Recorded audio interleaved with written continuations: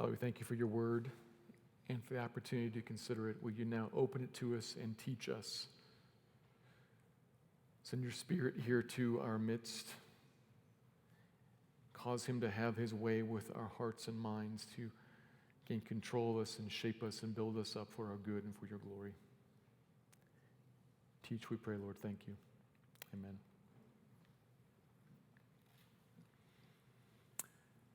In preparation for getting our dog last year, I read quite a bit about dog training. And one book had one particular statement that struck me and is very helpful to me when I remember it. The author wrote, "Your dog is not a little person in a dog suit." Point being, it's a beast. It works on instinct, driven by powerful urges that are hardwired into it. It's programmed to move this way and to act this way and to pursue this and to feed that appetite unthinkingly. And it lives in relationship. It looks at all relationships in the sense of a pack. Somebody's up, somebody's down, and trying to figure out who that is. There's always an order, and there isn't any kind of loving equality, and there's no sacrificial service of others who are beneath. And it's trained by repetition and by pain and reward. You can't reason with it.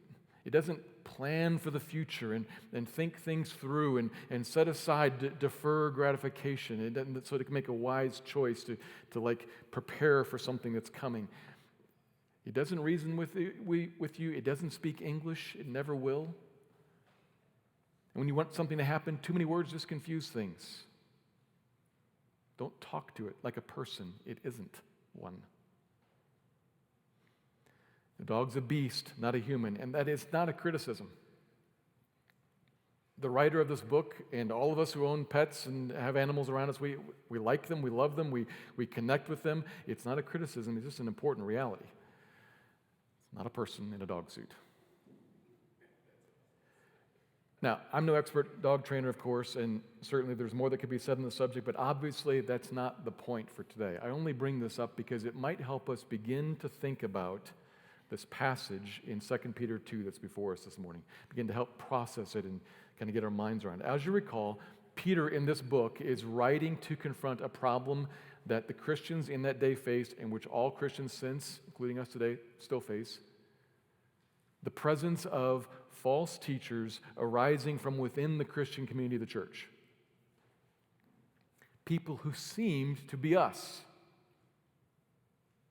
And in some ways, still talk like they are. They still act like they are. In some ways, they still affirm some basic Christian truths,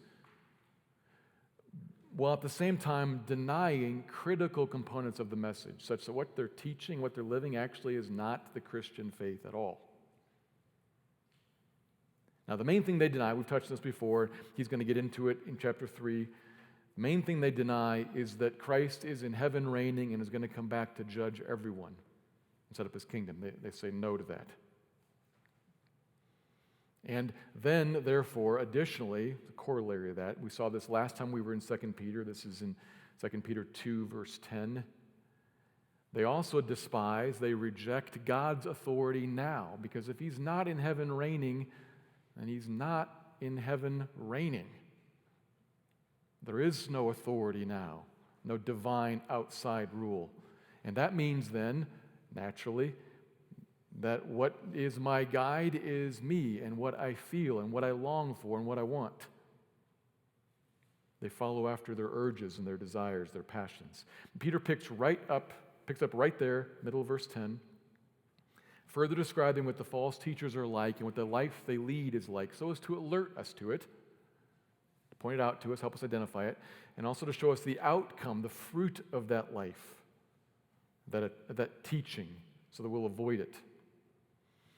Maybe I can put it this way. We are not mere dogs dressed in people suits. We are humans. We are people made in God's image, And that is remarkably special and precious. But the path that these false teachers are on and calling you towards, that the world is full of, it's the path away from true humanity. It's the path of the beasts. It's wrong, but it's also terrible. It's awful. It's subhuman and ugly, not what we're made for, and not what we want, and not what the church is supposed to be.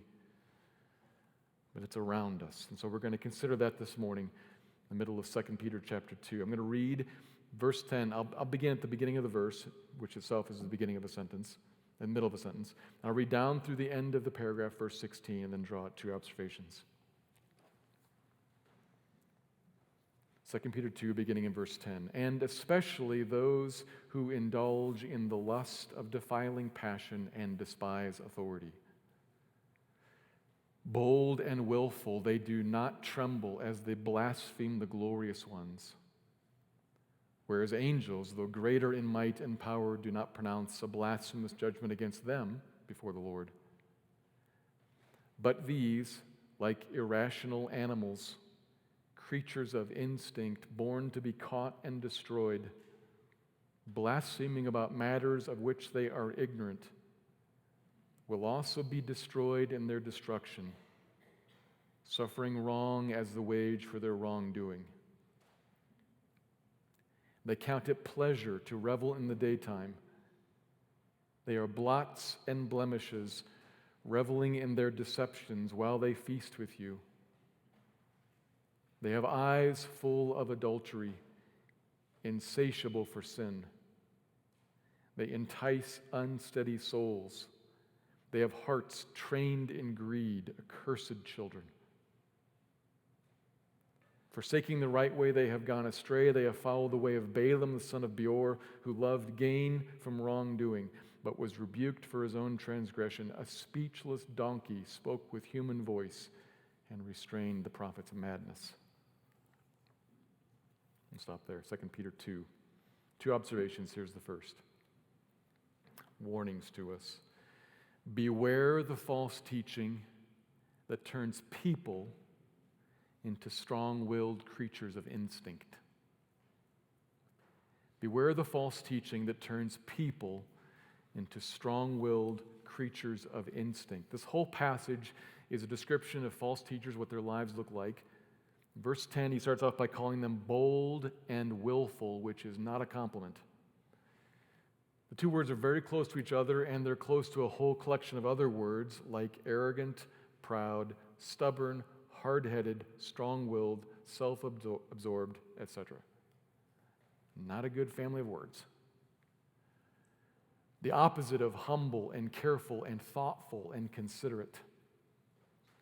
Gracious, kind. That's what they are, and it shows itself in a particular way. They don't even tremble as they blaspheme the glorious ones, he writes. Now, to blaspheme is to make a slanderous accusation or attack, to cut somebody down. And we tend to use that word only in relation to God. But originally, anybody could be blasphemed. Anybody can be slandered and torn down and trampled on. In this case, they blaspheme the glorious ones, which I think is a reference to angels. That would be the most natural way to understand the phrase, glorious ones. That's what Jude means when he uses similar language. And of course, as we've seen, Peter is drawing on a lot of Jude right here in this chapter. So I think he's talking about angels. But to be fair, this could be a reference to various other maybe great human beings, Old Testament saints, maybe other supernatural beings, because Peter has rearranged a few things and he might be saying something just a little bit different. I think he's talking about angels, though, but in the end, it doesn't really matter for Peter's point, because his point is that these guys are just people, mere people, and they shouldn't be so presumptuous as to slander the glorious ones, whoever exactly they are.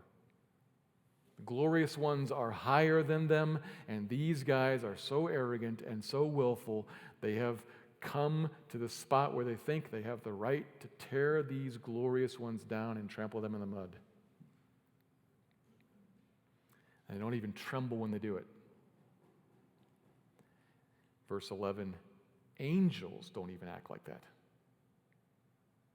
Mighty angels don't talk about the false teachers like that before God. They don't even level a blasphemous accusation against these false teachers before God, though the false teachers deserve it. The angels would say, I'm not into blaspheming, I'm not into slandering, and I'm an angel. But these guys are so willful and strong-willed. Mere people, they presume to have the right to tell off the glorious ones. It's astonishing. But it fits. Verse 12, they are like irrational animals. That is, they are like animals which are irrational, not thinking things through with rationale. Animals, creatures of instinct. This is the heart of it. It's the devastating verse in this assessment. And it's tragic. These false teachers have become like beasts, like those born to be caught and destroyed. Have you ever heard a cow called beef on the hoof? Hamburger wrapped up in leather, standing on four hooves? It's a rather inelegant and maybe even a bit of a crass way of describing a cow, but it gets right down to the basics. Cattle are bred, born, and raised to be rounded up and slaughtered and used by us. That's why. That's what they're for. And they don't know any different. They don't know any different. It's what they're for. They are not dreaming of some career off in Manhattan at some point that it gets thwarted by a rancher. No cow is imagining her later years on the back 40 with her calves so they can just kind of like hang out and enjoy life. That's not in their minds. They're not thinking about next year or 5 years from now. They're not thinking down the road. They live in the here and now. They are beasts. They don't know any different. They don't care any different. Now, please, do not hear me say, and do not read into that, any kind of a license for any kind of animal cruelty. I'm not saying that. We are made to rule over the earth as God's vice-regents, that is, his sub-rulers. And we are to rule over the earth, to husband it like God, wisely and carefully and kindly, with compassion, not with cruelty. But that all is another discussion. What I'm trying to make us see here clearly is that Peter is working on an assumption that has been true from the very beginning. In the creation of all things, there is a stark line between people and every other creature. The smallest instincts of the largest mammals. People uniquely, people alone are not like the beasts. People alone are made in God's image, and so human beings alone are not mere animals devoid of rationale. We are made to rise above our instincts. We are not born only to be caught and slaughtered as food and used as fuel for the higher creatures. We are the highest. We are unique by God's creation. We are human. But what these false teachers are bringing in and what they have been consumed by and been shaped by, and they are so far down the path here, been destroyed by, and they're trying to spread, is teaching that reduces people to live lives like the lowly beasts. They are busy giving away, throwing away, in fact, what is the crowning glory of our difference. We have a higher purpose. We human beings, we have a higher purpose. We have a higher way of living. We have thought and choice and wisdom and morality. We are made to live above our urges and above our instincts, to evaluate what's true, to make decisions about it, and sometimes choose contrary to our feelings. Follow that. Not slave to them, like the animals. They throw all that away and instead say, if you feel it strongly right now, that's who you really are, and that's right and proper, pursue it, do it, embrace it. That's you. So like the beasts, so dehumanizing, so subhuman, so tragic. If it seems right in your gut, at least right now, really strongly, then that's who you are, and that's who you should be. Go for it. You only live once after all. Make it a good one. That's how they live. That's what guides them. They're so loud and proud and headstrong that they slander and throw away and throw around all kinds of comments about all kinds of stuff they have no understanding of whatsoever. It's tragic irony then that living like the beasts, they will be destroyed like the beasts too. Verse 13, suffering wrong as the wage for their wrongdoing. Destruction for destruction and wrong for wrong. Really could translate that ruin for wrong. He's repeating the words twice to make this point. They get what they deserve. You want to live like a beast? Die like one. You reap what you sow. Now, even in this life, this life of living like an animal is so very destructive in its subhumanity, but it's also coming towards a judgment at the end. We need to understand this, be aware of it, and I would say conversant with it, to think these things through for ourselves, and so that we're able to talk with others about them, so they can resist this type of teaching that Peter's confronting it here, and it's all around us in our world. Sometimes it's actually in the church, but if it's not exactly in the church, it's all right around us. It's coming to you on the feet in your pocket. Our world is full of this today. But we need to be able to engage with people and say, do you not, are you not, don't you sense that you are more than just a creature of instinct? See, there's something here that there's a lot to logical argument, but there's also a lot to kind of the sense of things. The sense of things. We should be able to converse with people about the sense of things. Don't you sense that you're more than just a creature of instinct? I mean, you're being told that what you feel is right and who you really are, but don't you know that you constantly ask the question, why? Why? Why am I here? What's this for? What's the purpose of all this? What's the end goal here? What's the point? What's all this about? What's the meaning of this? Your dog never asked that, not once. No cow ever pondered the meaning of life. Far Side excluded. Right? That's what makes the Far Side funny. Gary Larson makes cows think like people, and we all know they don't. No cow ever thought like that, but you do all the time. Something in you senses justice and truth and is grieved and irritated by injustice and deceit. So unlike the animals.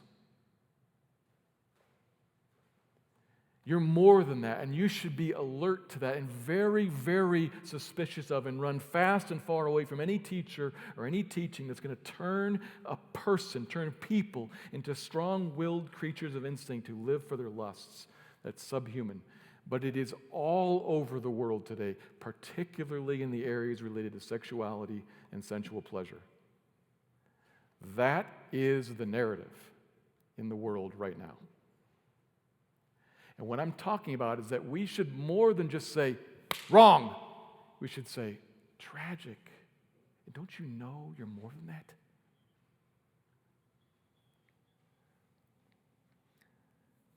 This kind of teaching is all around us. We are told over and over again, and especially young people hear this and probably are a little more inclined to believe it. We are told that our urges and our feelings and our attractions are in there in us because that's who we really are. And you should be you, man. You should respond to those urges and feelings that are in you and live them out. Give them room to breathe. See where it leads you. The right, and they should be followed. That's who you really are. That is especially true in all areas related to sensual and sexual pleasure today. It's what's behind all same-sex attraction, same-sex temptation, behind all the gender issues in our world today. A person says, I feel, and the narrative around it says, therefore you are, go for it. Do you realize that we don't actually need to argue with anybody about what they feel? Okay. I feel things, you feel things, we all feel things, we all sense things, we all have pulls and desires and interests and urges, and some things we know where they came from, some things we don't. They just are in us. Okay. It is worth pointing out that, and hasn't your experience also been that some things you used to really feel an urge for, you don't anymore? And some things you never even thought of, now you do want? So those feelings and urges change, don't they? Yes, they do. They change over time. But we don't need to argue with that. We just need to say, what of them? What's true of what you feel? You're a human being. You're not an animal. You can evaluate what you feel and what's rising up in you, and you can make a choice either to embrace it or to say no to it. You don't have to follow your instincts. Who you are is not what you feel.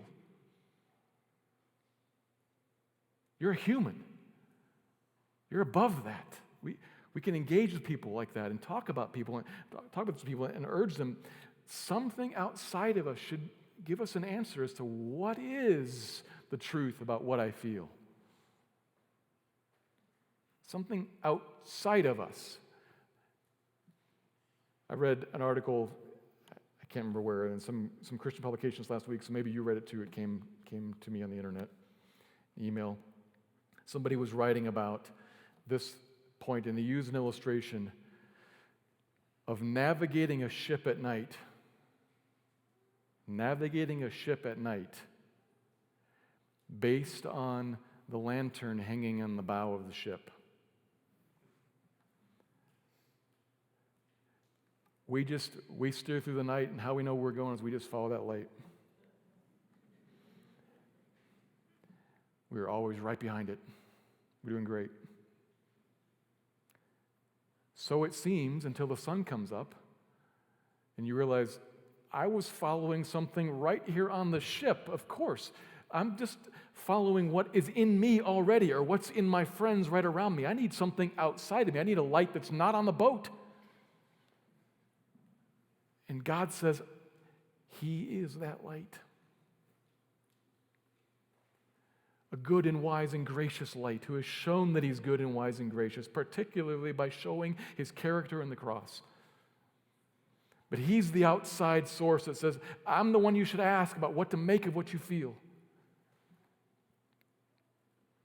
We need to understand this for ourselves and be able to talk about this with other people. The narrative out there says that you are, I won't use this language because that would be very discouraging, but the narrative out there says that you are an animal, and what you feel is what you are, and you should follow that. And the true answer is, no, you are not. You are a person. What's unique and glorious and special about you is that you can choose against your feelings. God wants us to pursue truth and to maybe sometimes choose against our feelings, and to help us with that. He's more than just told us that we should, more than just told us how He made us. He's actually given us help in the gospel. The gospel is the way that God helps us evaluate, to step aside and evaluate what is true of what I feel, and maybe to choose against our feelings. That takes some power that is not naturally in us now in our fallen natures. And so God helps us in the gospel. Christ came to earth Himself, submitted Himself to death on the cross to liberate you to live as a blossoming image bearer of God,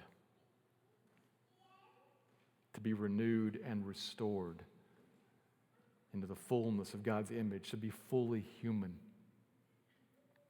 To live as people who know now and then can choose wisely now to follow God even when what our feelings say, what the world around us says is something other. To live as people who know that our great joy is tied up in honoring God and serving His people. That takes power, and God's provided that for us in the gospel.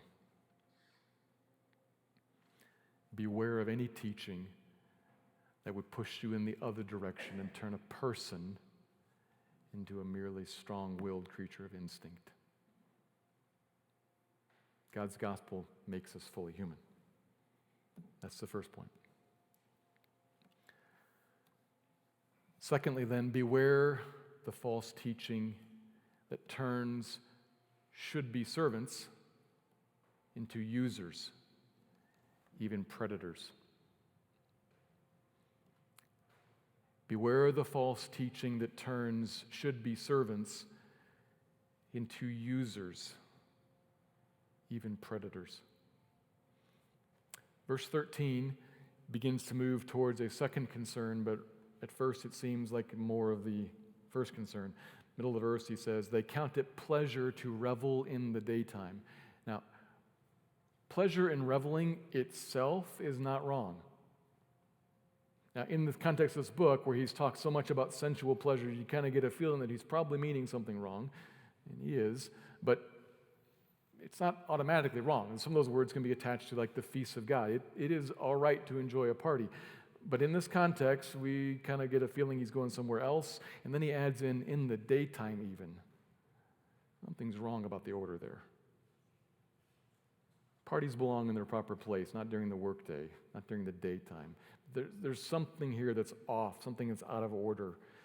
And then he goes on to make that even more clear. They are blots and blemishes, reveling in their deceptions as they feast with you. Now, he's writing to the church about them. They are blots and blemishes in their deceptions as they feast with you. What he's alluding to is the meals. They called them the love feasts. We've come to call them the Lord's Supper, or we call it communion now. But before it was just a little piece of bread and a little cup, it was a full meal. It was the Lord's Supper. For the first several centuries of the church history, it was a full meal in which the church gathered together and celebrated what God had done, loving us in the gospel and how He'd made us a community of people who love one another. And so they called them love feasts. And the church is all there doing this regularly, and the false teachers are there too. But the false teachers are an improper, ugly stain on the gathering because there's a problem here. We, the church, Peter's saying to them, we're there to revel in the celebration of the love and the gospel. They are there to revel in a deception. And the word for deception and the word for love feast are very close. There is a deliberate wordplay here. The church has come to worship, and deceiving, they've come for pleasure. Or to put it in a different way, they've come dressed in camouflage because they're there to hunt. Verse 14, they have eyes full of adultery, insatiable for sin. So see the setting here. You've got this meal, this big church meal, and the leaders would be serving the meal. And as false teachers, they're probably in some leadership positions, and so they probably have a role in the service of this meal. They're passing out the various elements. They hand out the cup smiling, but his eye, as he's handing out the cup smiling, his eye is sizing up every woman in the room. In his eye is insatiable, sinful adultery. He's hunting. Smiling, hunting. He's got a sexual instinct in him that he believes he's meant to fulfill. Driven for it. It's who I am. It's right. And if I can, then I will. Who can I? He's hunting. Who can I entice? Who's vulnerable to my lure? Today, we use words like grooming to describe the process that a predator undertakes to prepare his prey. That language isn't here, obviously, but the process is. Who can he entice? Someone who's unsteady. He entices an unsteady soul, it says. Of course. Maybe somebody who's young, or too trusting, or unwise, or hurting in some way, vulnerable. So many people who are preyed upon and who fall victim to this sort of a predator have a number of vulnerabilities. In some way, they've got some sort of a hurt that the predator finds, and instead of, as a leader in the church, noticing the hurt, the wound, the vulnerability, and covering it, shielding it, protecting it, or knitting it together for healing, he finds it, he's looking, he finds it, he steps in, he exploits it to fill it for himself. Preying upon the weakness, the unsteadiness, maybe the youth. Leaders in the church are given to heal and to bind up, to strengthen the flock, to do it good for God, not to exploit it and to use it for self, to consume the flock. It is so remarkably greedy, so self-serving. And these ones, it says, are very, very good at it. They are well practiced in greed, hearts trained. That's how they've become wired. They've cut a deep groove of greed in their heart, and they look at all of the world, look at every relationship and all the people around them, that all this exists for me, to satisfy something in me, and the things that are in me are right and are meant to be fulfilled, so how can I? I can use everything that I've got to satisfy me. It's a greedy outlook on the world. It is so ugly and so destructive and so evil. It's the path that they walk. They used to walk with us. But no more. Verse 15, now they walk like Balaam. Again, like Jude does, Peter points out the continuity between these modern false teachers and the old false prophet Balaam. You can read about that story in Numbers 22. The conclusion of it is in chapter 31. Balaam was hired to pronounce a prophetic curse on Israel. And at first he didn't, but then eventually he did. And part of what he did for the money was teach Israel's enemies how to use sexual temptation as a destructive lure. He knew something about that, and he taught them what he knew, and they paid him. And God gave voice to a speechless donkey, to a beast, the irony of it. A dumb donkey spoke to confront him and bring about his rebuke. Now, Balaam did it anyway, eventually. Shouldn't have, but he did, and he was eventually destroyed. Such is the warning to all who are like Balaam, who for the sake of personal profit afflict the people of God. Predators will be dealt with. God sees and he judges, often now, but always at the end. Okay, so let's settle here and ask, why is this here? Do you feel a little bit of the why is this here? Like there's something in this that, as I'm talking about this and there's all this heat here, it's kind of like, why is, okay, there's a little bit of the reason it's here, a little bit, that there's something here that's a warning about predators. In part, yes. Watch out for them. And it's also a little bit of a warning for predators. Watch out. God sees, and a man reaps what he sows. So there is that. But really, there's something more here than just that. Because you realize that almost everybody reading this, then or now, almost everybody that I would say this to, hearing this now, we all agree that's wrong. And Peter hasn't suddenly left off onto a tangent. Let me actually condemn this predatory practice of greed as a side note. he's got a different purpose going on here. What he's actually trying to do is argue that the false teaching that these guys push is wrong. Remember, that's what he's getting at. And he's saying, essentially, it's wrong. And we can know it is because, look, it produces not just irrational creatures of instinct, first point, but also those people, as they walk a spectrum and get deeper and deeper into that, it also ends up that they are well-practiced, deeply greedy people who live for me and use other people. Look what happens when you follow this teaching. Worst case scenario, what you get out of this is predators, but long before the worst case scenario, you naturally get people who live for instinct and then see that the world exists and is to be used to satisfy self. You get users out of this teaching. Animals live in a dog-eat-dog world where might makes right and the big dog ends up on top. The lion eats the lamb. We don't want a world like that. And thankfully, we don't fully have the worst of that kind of a world yet. God's common grace has restrained that in our world.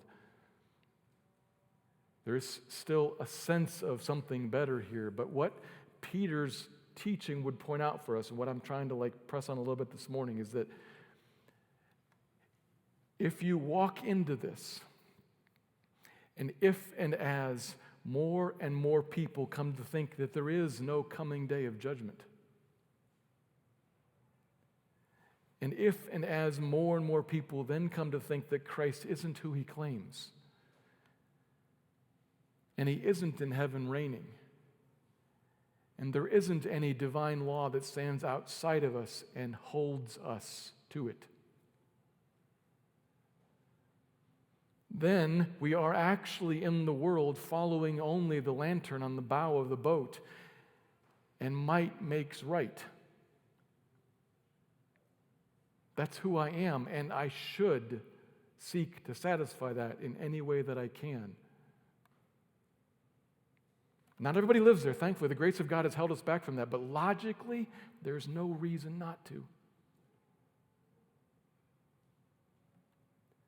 If the standards that our society sets up around me don't work for me, I'll change the standards if I can, or get with people who agree. That's the animal kingdom right there. It not only degrades me, but it turns me into somebody who uses everyone else and destroys them for my own gain. That is an ugly world. That would be devastating. And the false teachers out here, the message that they are pressing pulls us to that. If we walk it out far enough, if we walk it out consistently enough, they are simply living out what they believe, using others to satisfy themselves. You look at that and you see it is ugly and wrong, and we all know it. But Peter's point, where did that come from? If the fruit is bad, the root that nourished it is also bad. A life of instinct, driven in self-focus, is wrong, and it's terrible.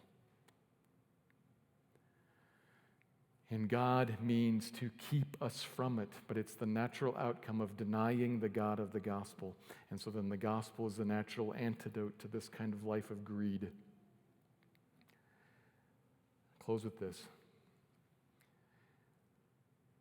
The gospel is the way that God creates of us servants who live for and love others, rather than greedy users who live for and love me. The gospel is the way that God creates of people, servants who live for and love others. Christ, the almighty, glorious God, did not count that as something to be held on to, but set that aside and became a humble servant here and now.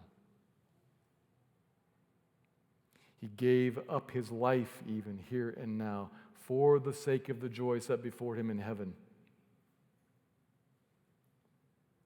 He went to the cross to pay for our sin, and we realize all the different ways that we have actually lived for self, and we have used and utilized others at their expense for my benefit. You see that? You see, I have sin here that I answer for, and Christ says, I've answered for it. That's why I came to serve you, to answer for all that sin, to lift it off of you, to set you free.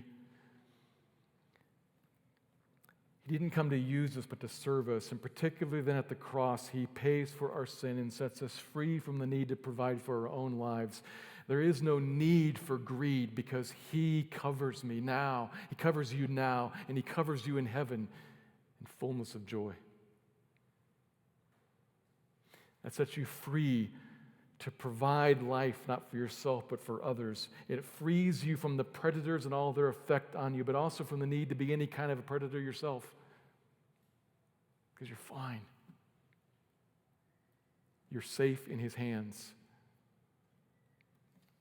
That's the gospel. That's one of the effects of the gospel is that it frees you to be a loving servant.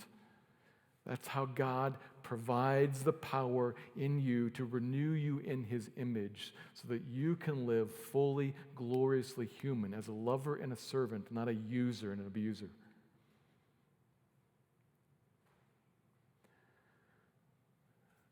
So all of this, as I write this and preach this, I kind of feel like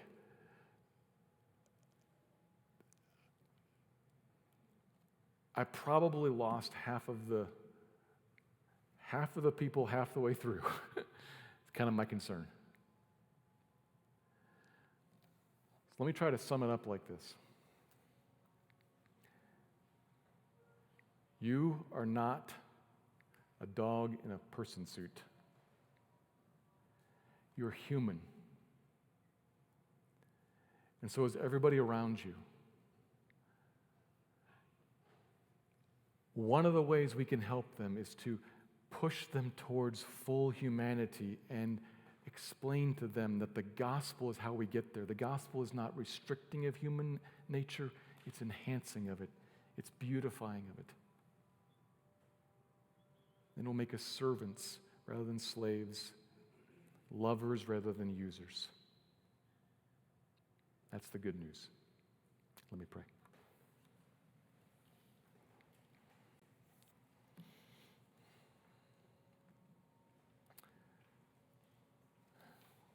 Father, where all this is complicated, will you clarify it? And will you particularly make it relevant for those who are being lured by the false message? Maybe us here, maybe those around us that we can be ambassadors towards.